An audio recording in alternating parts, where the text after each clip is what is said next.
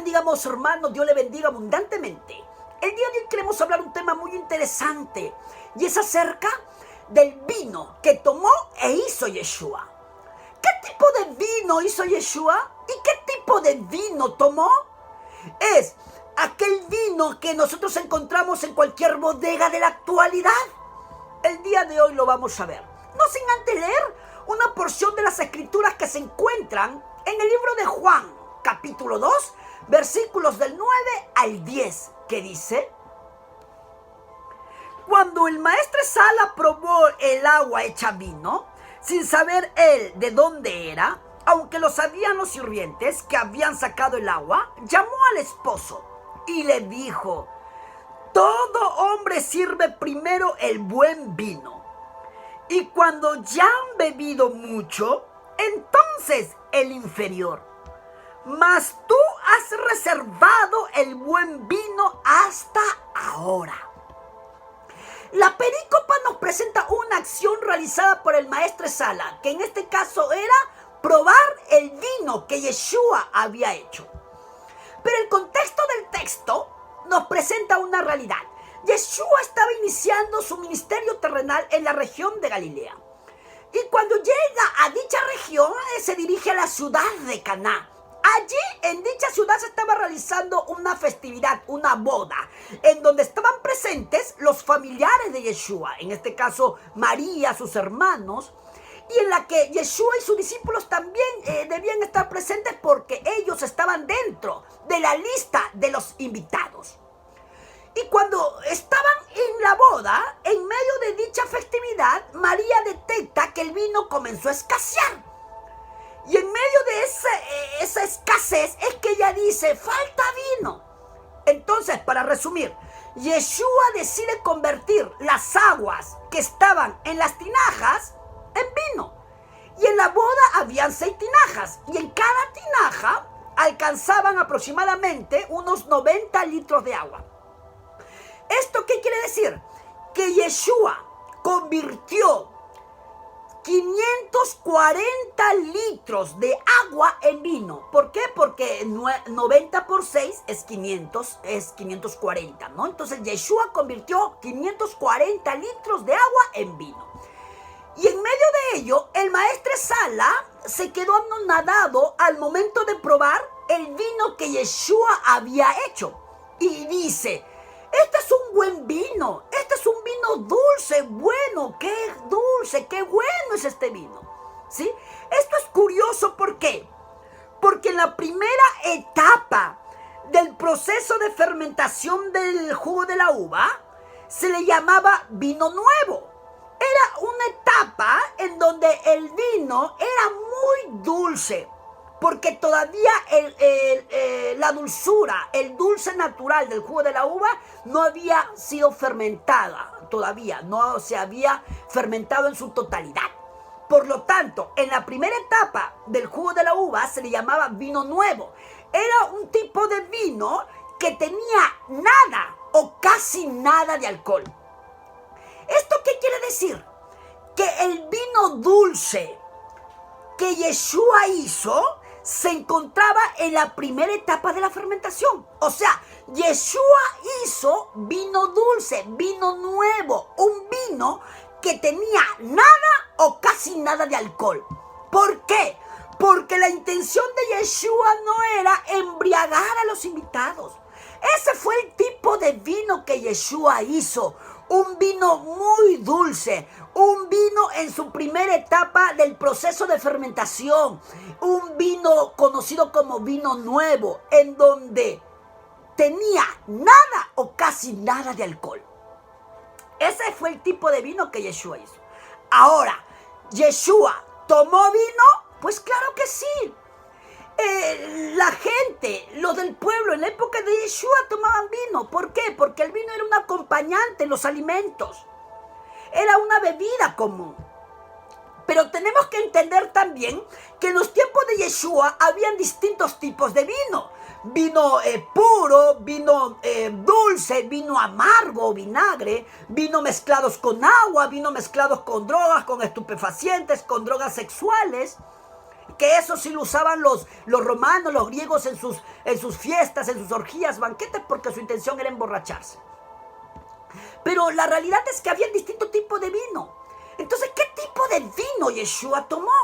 Bueno, en este caso, tenemos que entender de que, como el vino era una bebida acompañante en los alimentos, los judíos conservaban el jugo de la uva pura en barriles, o se le llamaba cubas, ¿no?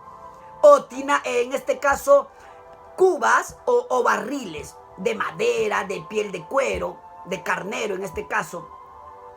Allí guardaban el jugo puro de la uva. Entonces, cuando querían tomar vino, lo que ellos hacían era sacar una parte del vino puro y lo mezclaban con 2 o 3 partes de agua. Eso era lo que hacían. Una parte del vino puro lo mezclaban con 2 o 3 partes de agua. Y al hacer esa mezcla generaba de que el vino se diluyese y el alcohol también, en este caso, se diluyese. ¿Por qué?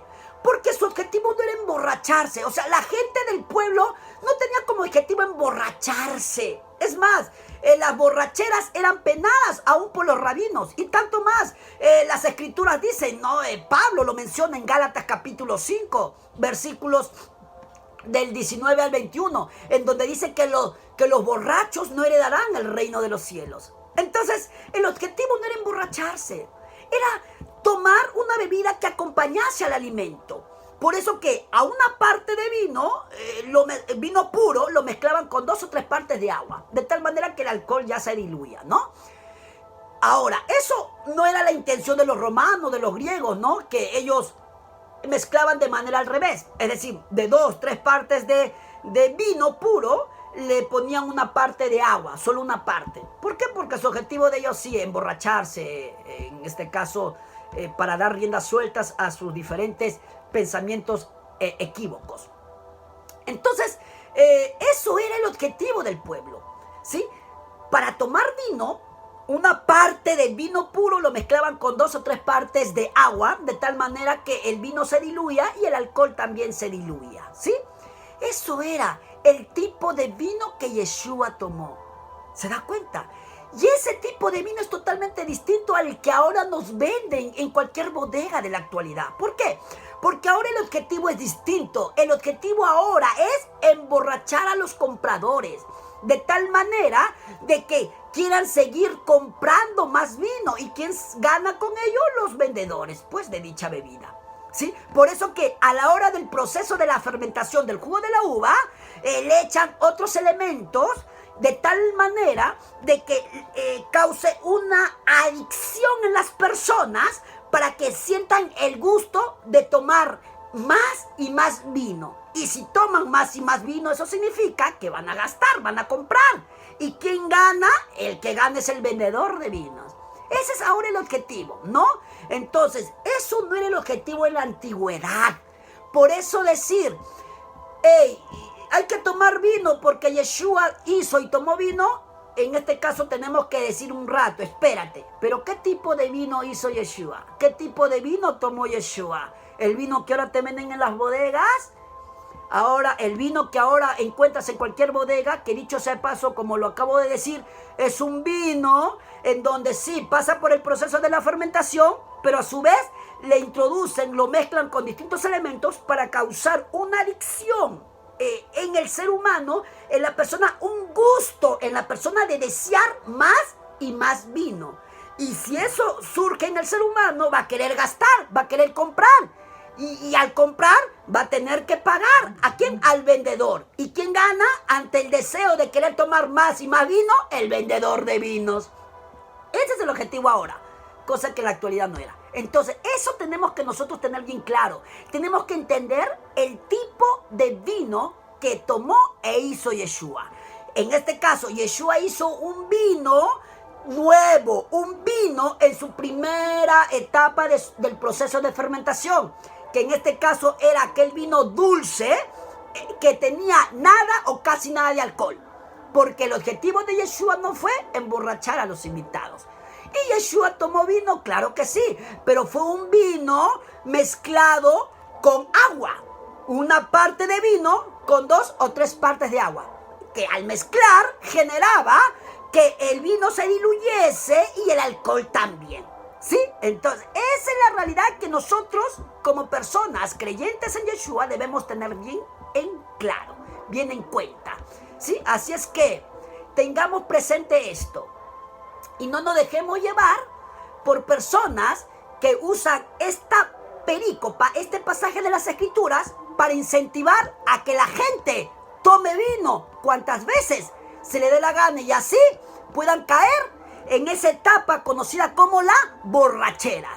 Y la borrachera está penado por Dios de tal manera de que las mismas Escrituras, Gálatas 5, 19 al 21, dice que los borrachos no entrarán al reino de los cielos.